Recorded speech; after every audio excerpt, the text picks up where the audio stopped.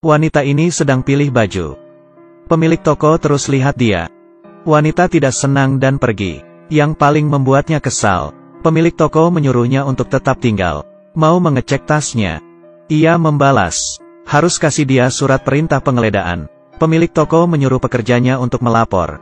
Beritahu dia, ini bukan pertama kalinya pemilik toko mengurus masalah ini. Ia pun kesal dan tanya, orang seperti apa yang kamu maksud? Pemilik toko semakin tangguh, bersumpah kepada dia. Ia pun menelepon kakak perempuannya, minta dia untuk bergegas ke toko. Saat ia tanya nama toko, pemilik toko bersumpah lagi, masih menegurnya tidak punya malu. Kakak perempuannya mendengar dari telepon, langsung pergi. Ia beritahu kakaknya, kalau ada lihat banyak mobil polisi, itu tokonya. 2 polisi datang, dan mengeluarkan isi tas dia. Polisi bertanya, apa Anda seorang siswa dari Departemen Guru? Ia jawab dia adalah seorang guru private. Pemilik toko bertanya dengan nada tinggi, kamu umur berapa? Ada 20-an. Polisi cek identitasnya, sadar dia umur 26.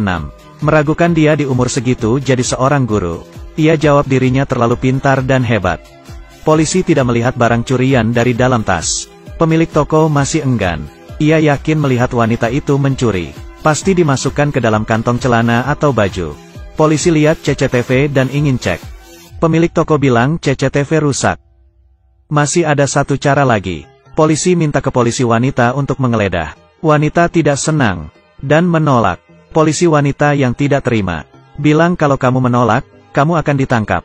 Wanita tidak tahan, hanya bisa ikut dan pergi ke ruang ganti pakaian.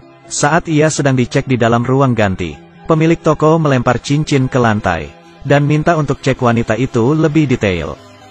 Wanita melepas pakaian dan celana. Di saat itu, kakaknya datang ke toko. Konsekuensi polisi menggeledah tanpa izin, dan memfotonya sebagai bukti. Minta polisi pergi. Menutup gorden ruang ganti. Berteriak kepada polisi. Polisi tahu kekuasaan keluarga Dutton. Tidak berani melawan. Bergegas pergi. Saat wanita sudah pakai baju dan mau pergi, kakaknya memanggilnya dan menutup toko. Biarkan kakak adik ini bisa mengajarkan sikap pemilik toko. Menyuruh pekerja pergi, menghancurkan kaca di toko, terus memecahkan kaca toko, dan pilih satu baju. Menyuruh bos ganti baju di depannya. Pemilik toko tidak tahan, hanya bisa buka jaket dan celana. Kakak pun bilang ke pemilik toko, bokongnya mirip anak laki-laki umur 12. Pemilik toko hanya bisa menahan, tidak berani menatap kakak wanita itu. Dari matanya keluar air mata. Saat ia menghampiri pemilik toko, ia membujuk kakaknya, minta pemilik toko menarik kata-katanya. Bilang saya sama sekali tidak mencuri barangnya, hanya menilai berdasarkan warna kulit saya. Pemilik toko berkata padanya, ia mengakui kesalahannya. Ia merasakan diskriminasi dan penghinaan.